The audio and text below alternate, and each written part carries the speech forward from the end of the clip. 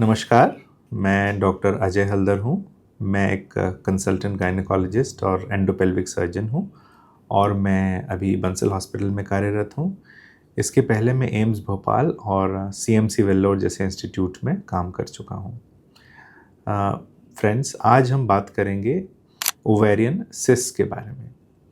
जब हम ovarian cyst के बारे में बात करते हैं तो हमारे दिमाग में कई कॉन्फ्लिक्टिंग और कई ऐसी चीज़ें आती हैं जिसमें प्रेगनेंसी ना होना या जिसमें पेन होना या कैंसर होना या एंडोमेट्रियोसिस होना, ये इन सब का मिला जुला एक कॉम्प्लेक्स फीलिंग हमारे दिमाग में आती है। और कई बार जानकारी के अभाव में हम ओवेरियन सिस्ट को बिना वजह ही बहुत ज़्यादा परेशान हो जाते हैं या उसका सही ट्रीटमेंट तक हमें पहुंचने में समय लग जाता है। तो आज की वीडियो में हम कोशिश करते हैं कि हम ओवेरियन सिस्ट को समझें। ओवेरियन सिस्ट महिलाओं में होने वाला एक कॉमन ओवेरियन प्रॉब्लम है।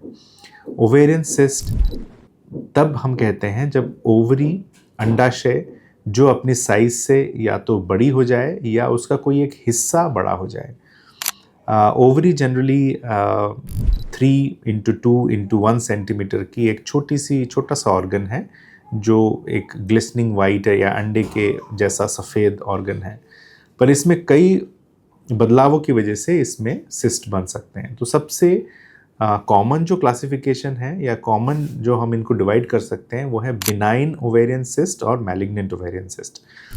अब बिनाइन ओवेरियन सिस्ट होते हैं जिनमें कैंसरस प्रवृत्ति नहीं होती है, और मैलिग्नेंट मतलब जिनमें कैंसरस प्रवृत्ति होती है।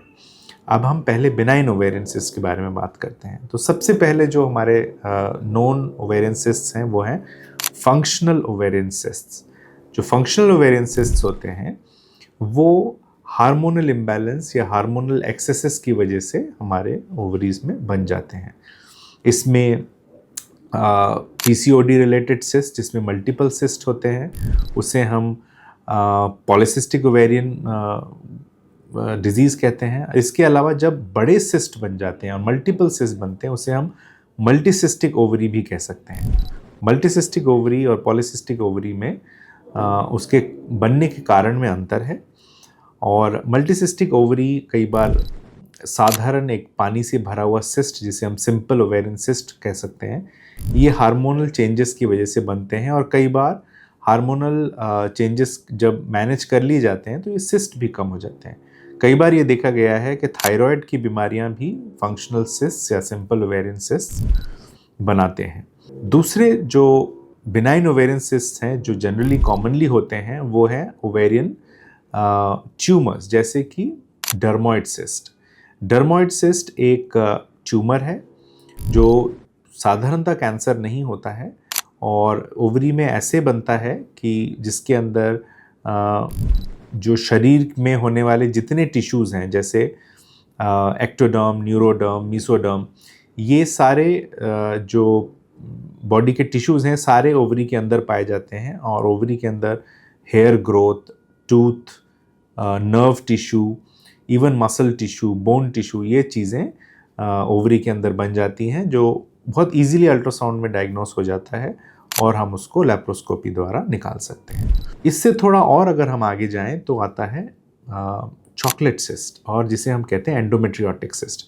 एंडोमेट्रियोटिक सिस्ट्स एक कॉम्प्लेक्स फिनोमिनन के थ्रू ये बनते हैं जहाँ पे ओवरी के ऊपर एंडोमेट्रियल जो टिश्यू है वो बन जाता है और हर माह उसमें ब्लीडिंग होने की वजह से उसके ओवरी के अंदर खून जमने लगता है और धीरे धीरे वो मात्रा इतनी बड़ी हो जाती है कि ओवरी का साइज़ बढ़ने लगता है और वो बढ़ते हुए कई सेंटीमीटर्स बड़ी हो सकती है और उसके अंदर एक काला एक ऑल्टर्ड ब्लड या चॉकलेट कलर का कलेक्शन डेवलप हो जाता है जिसकी वजह से हम इसको चॉकलेट सिस्ट बोलते हैं।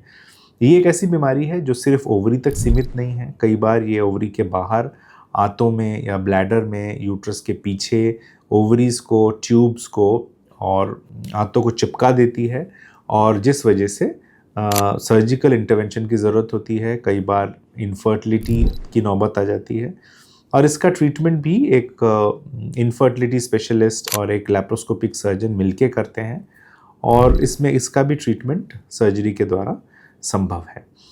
इसके बाद हम आएंगे मैलिग्नेंट ओवेरियन ट्यूमर्स या कैंसरस ओवेरियन ट्यूमर्स। देखिए, एज में का बहुत एक बड़ा फैक्टर है।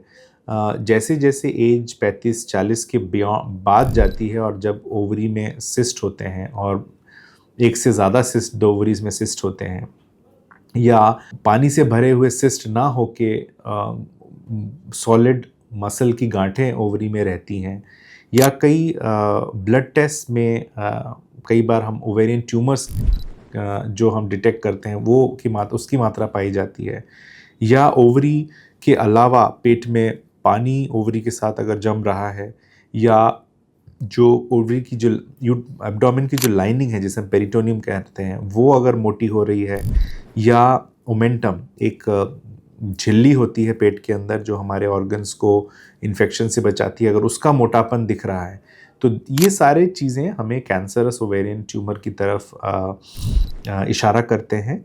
इन पेशेंट्स में एक सीटी और एमआरआई के द्वारा इसका डिज़ीज़ का आकलन या बीमारी का आकलन बहुत ज़रूरी होता है। तो इस शॉर्ट वीडियो में हमने ये जानने की कोशिश की कि ओवेरियन ट्यूमर्स बेसिकली 2 टाइप के होते हैं, बिनाइन और मैलिग्नेंट। बिनाइन में सिंपल फंक्शनल ओवेरियन सिस्ट्स हो सकते हैं, वो एंडोमेट्रियोटिक चॉकलेट सिस्ट्स हो सकते हैं, या वो benign ovarian tumours like dermoid cyst भी हो सकते हैं। और दूसरा जो एंड है वो है कैंसरस ओवेरियन ट्यूमर्स, जो जनरली औरतें जो अपने मीनोपॉज की तरफ जा रही हैं या उससे निकल चुकी हैं उनको होता है, और इनको ओवरी के साथ मांस के साथ साथ कई बार पेट में पानी होना, वज़न घट जाना या दूसरे ऑर्गन्स का इन्वॉल्व होना भी इसमें साधारणतः पाया जाता है। इस विषय में अगर आपको और जानकारी चाहिए तो आप मुझे मैसेज कर सकते हैं। मेरे चैनल को आप सब्सक्राइब करें और मेरी वीडियोस को देखें। अगर इसमें कोई डाउट हो तो आप मुझे कांटेक्ट कर सकते हैं। Thank you.